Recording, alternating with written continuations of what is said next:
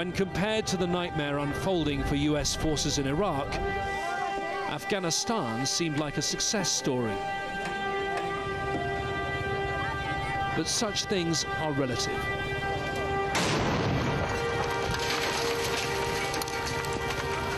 Because so many people in the United States were against the war in Iraq, it made the war in Afghanistan rather more popular, with Democrats, for instance, who wanted to demonstrate that they weren't anti-American, but they were anti-Bush, and so they opposed the war in Iraq, but they expressed support for the war in Afghanistan. Their support was not without some foundation.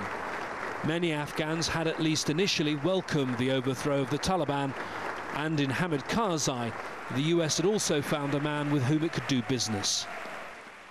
You came to Afghanistan to defeat terrorism, and we, Afghans, welcomed and embraced you for the liberation of our country.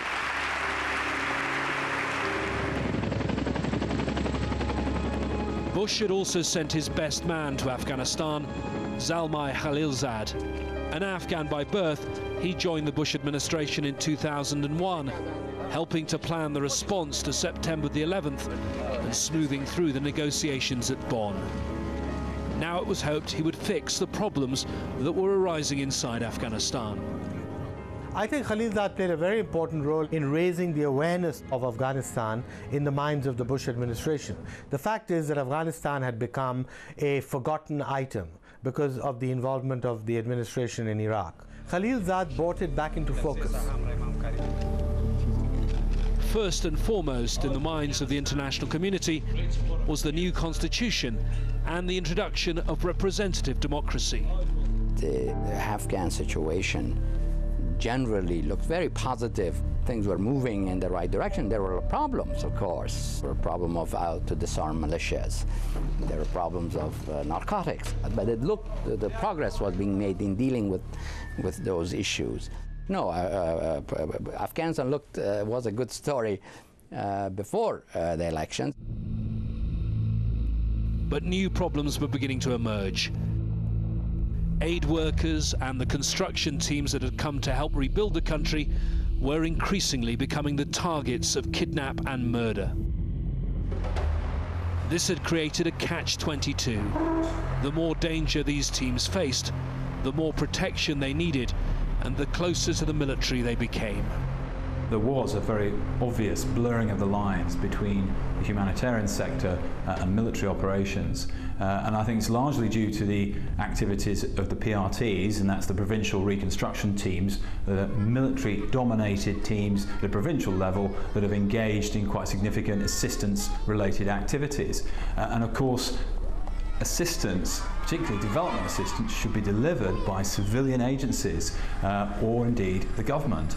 And the fact that the military were involved in those activities did blur the lines, and increasingly NGOs and NGO workers were subject to attack and threat from the insurgents. As Afghanistan prepared for its first elections in nearly half a century, the registration process offered another target for the growing insurgency. In one of the worst incidents, 2 UN election workers were killed and 13 others were injured when their vehicle was attacked. But the intimidation couldn't dampen Afghan enthusiasm for what remains the high watermark of the international community's success in Afghanistan.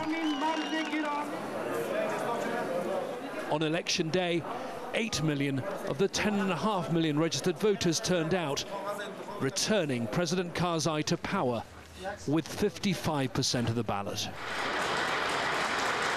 The results appeared to be both an endorsement of the international community's attempts at nation building and of President Karzai's administration. But beyond Kabul, a very different picture was already beginning to emerge. 2001 might have deposed the Taliban government, but those who had supported it hadn't gone away. After the fall of the Taliban regime, is a lot of the Al-Qaeda guys went to Pakistan, but a lot of Taliban guys just went home and they waited to see what would happen. A lot of those people stayed quiet for a year or two, and they only picked up their weapons and rejoined the fight when they began to lose faith in reconstruction and development programs, and also when they began to feel that there was no law and order in the local areas where they lived, and also when efforts to put a political process together basically failed. People thought Karzai would negotiate and reconcile with Taliban, and that he would send the foreigners home. But the foreigners didn't accept this. And then nothing was done to stop the drugs. Corruption developed everywhere. No reconstruction was done. And that's when people's hopes died. And this helped Taliban to become strong again. In response to this threat, ISAF's mandate had been extended beyond Kabul, and the force, now under the command of NATO, increased to more than 10,000 by the beginning of 2005. But Taliban forces had also evolved. The first generation Taliban were the guys that we fought at the end of 2001.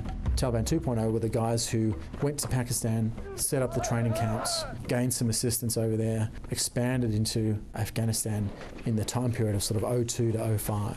And those guys were basically local guerrillas who were lightly equipped and were running a classic hit-and-run guerrilla-style operation. As the Taliban had evolved, so had their methods. Afghanistan might have had nothing to do with Iraq before the invasion, but the two insurgencies now appeared to be sharing battle tactics.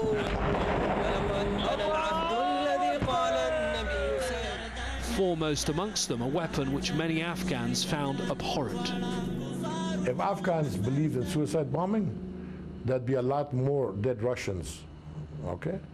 We did not kill one Russian outside of the battleground. It was easy for us to kidnap Russian children. It was easy for us to kidnap housewives. It was easy for us to go ahead and plant IEDs, you know, in front of the house. We did not do that. We fought a battle on the battlefield. But suicide bombs and IEDs, improvised explosive devices, were as effective in Afghanistan as they had been in Iraq. Perhaps more so as they served an additional purpose. We first started to see a bit of a spike in suicide bombings in 2005. So in Afghanistan, warfare has a very seasonal character. Typically, the Taliban used to use suicide bombings and other forms of terrorist attack as a way to get themselves through the winter.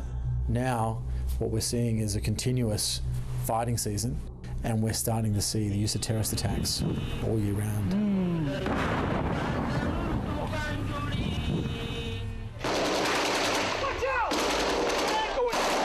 Despite the concerns in Afghanistan, Iraq remained the more pressing problem for the Bush administration.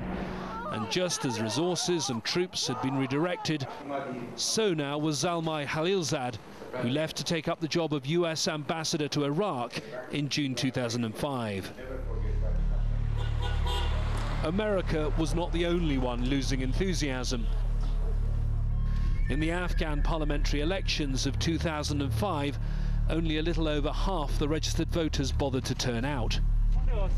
Widespread reports of intimidation and vote rigging may explain the election of many who appeared unfit for office. The vetting procedures, which were designed to prevent criminals, warlords, others with records of human rights abuses or links to criminal groups, were largely ignored. And as a result, we found that many of these characters, people who were not fit for public office, were elected to Parliament, were heavily involved in the affairs of the state. With billions in aid committed by the international community, political office became a method for accessing this wealth, and this culture of corruption had rapidly permeated the new democracy. According to the news, the majority of the crimes committed in the city of Kabul were committed by policemen. I forgive them their crime. Why? Because a policeman who's got a family, average family, you know, is about 10 people, and he's getting $70 a month, when the price of a room, a 20 square meter room, is $100, flour that will last him for 1 week is about $50, how is he going to support his family on $70? The people I do not forgive are the ones who have made millions of dollars through graft and corruption and are still making millions of dollars, and they're still within the government. The efforts of Karzai's government and the international community to rebuild Afghanistan had achieved some successes. Roads had been built, a rudimentary police force and army had been put in place. Schools and hospitals had been constructed in areas where security was good. But increasingly, where it really mattered, things appeared to be going backwards.